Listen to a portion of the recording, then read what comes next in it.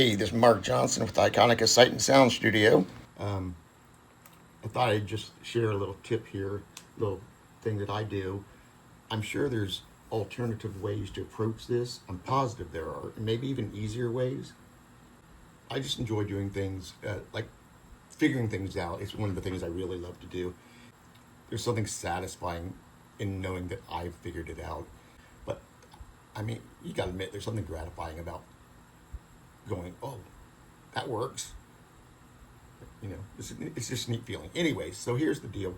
On this song, I've got an original song I've written. It's called Dancing in the Slipstream. Not even sure what that means. Words that have come out of my face before, and I'm putting them together. So, down here in the yellow, where my little cursor is flying around in circles, I've got the melody, and I wanted to have that melody pan back and forth. I could do that by, you know, like when I'm mixing it down, I could just pan it.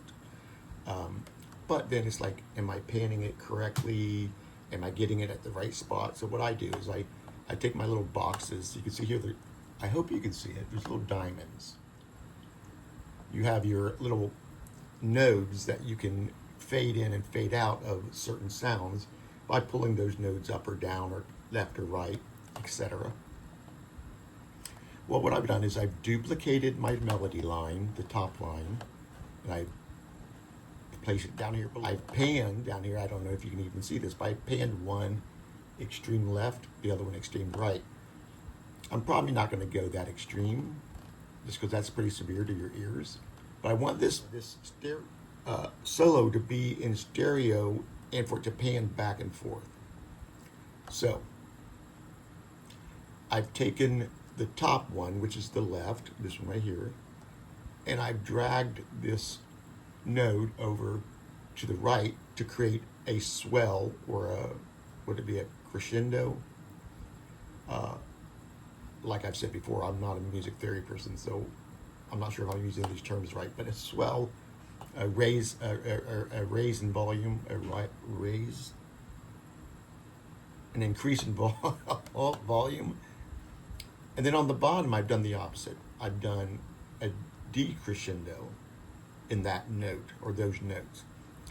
Then to the next piece of melody line, I've done the opposite, so that it creates this little diamond. So the one to the right, I've taken the node and pulled it down, and then the one below it, which is a duplicate, I've done the opposite. Then I'll show you exactly how I do it. So here you go.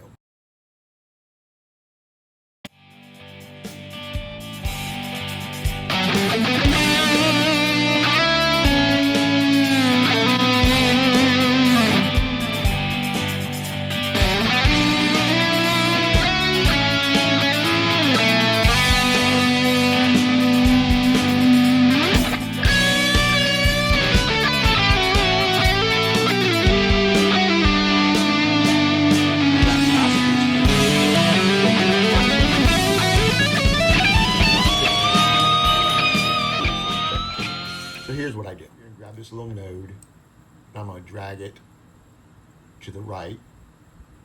The one below it, I'm going to grab the right node and drag it to the left. So I've created a little V, or arrow to the left. Now I'm going to take the next segment of music, and I'm going to grab the node, and I'm going to do the opposite. I'm going from right to left, go to the bottom, and go left to right. So there's another V going to the right. But here it is again.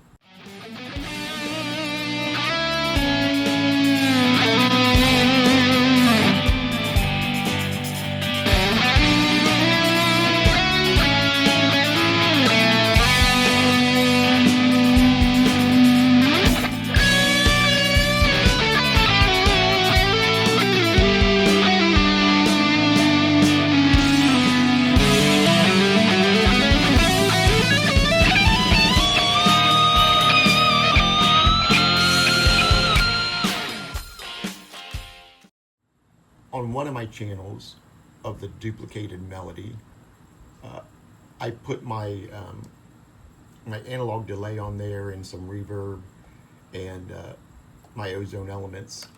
Kind of beefed it up, made it kind of spacey, kind of like as if it's in a nice big room. On the other one, I kept it pretty much dry, and I just let the effects of the pedal be the only effects.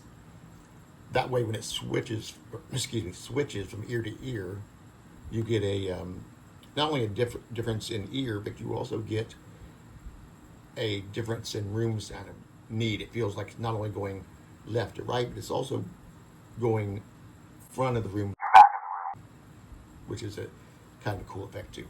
This isn't something you would want to do a lot, but every once in a while, something just to throw in there, just to kind of give your listener kind of a weirdness, kind of like, oh, that's cool for a second. You wouldn't want to go too much with it. Okay. Yeah, that's it. Mark Johnson for Iconica Sight and Sound Studio. I hope you enjoyed this tip, and be good. After a while, bathroom tile.